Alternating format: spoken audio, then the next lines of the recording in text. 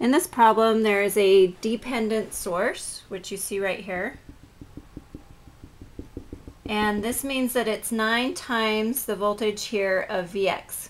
We want to find Vx, I1, and then the power dissipated or generated in the 9Vx source. So the first thing to note is that this is all one node. And down here, this is all one node. Next, we need to make sure that there is a current through every resistor and to label all the polarities. So here's I1. I'm going to define this as I2. And remember that the minus goes on the arrow side of the current. So either I can summation of the current here or summation of the current up here. Either way. If I do it down here, the summation of the current, I have coming into that node a minus I1, coming in again minus I2, and going up, so the positive is the closest, a positive 2 equals 0.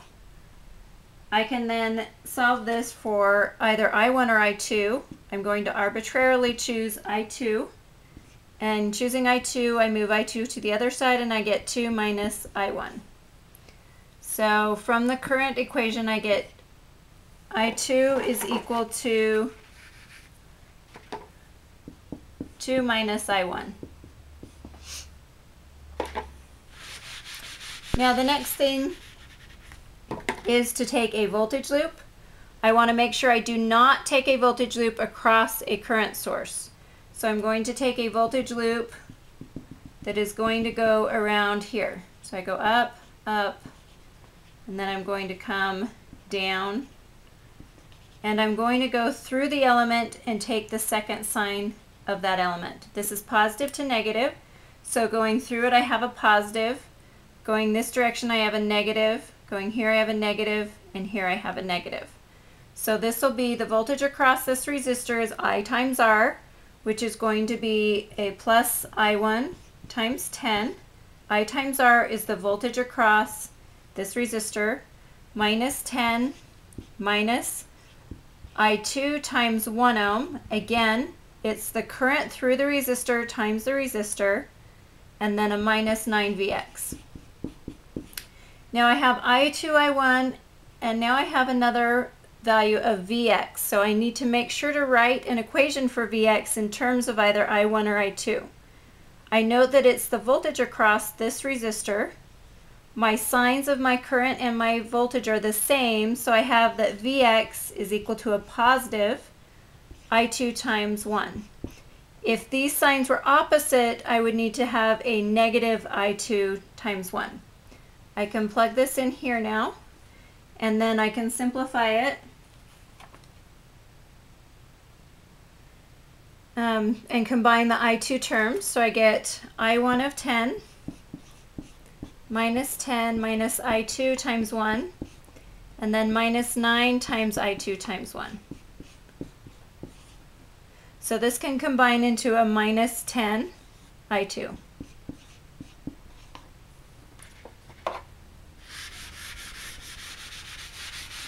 So now I have two equations, and the unknowns are I1 and I2.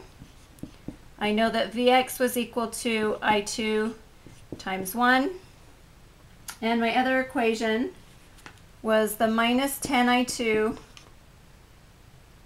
plus I1 times 10 minus 10. And now I can plug this I2 into this equation here. And it is in terms of I1, and I'll have just one equation with one unknown.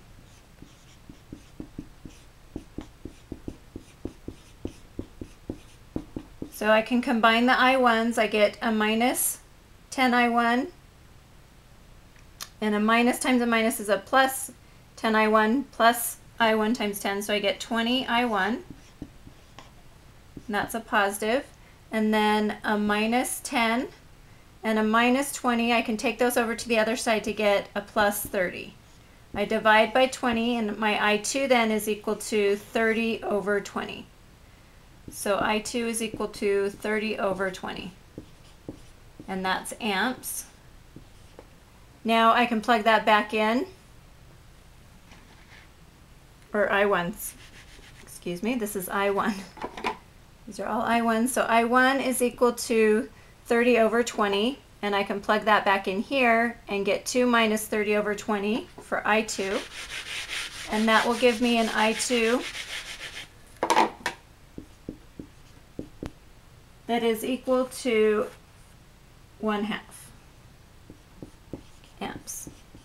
So this can be simplified to 3/2 amps.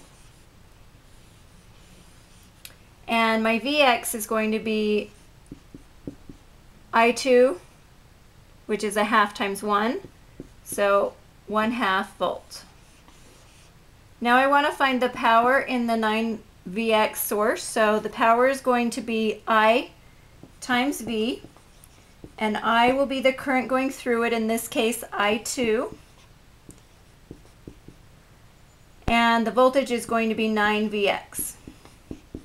And Vx is I2 times 1, so I have 9 and I2 times 1.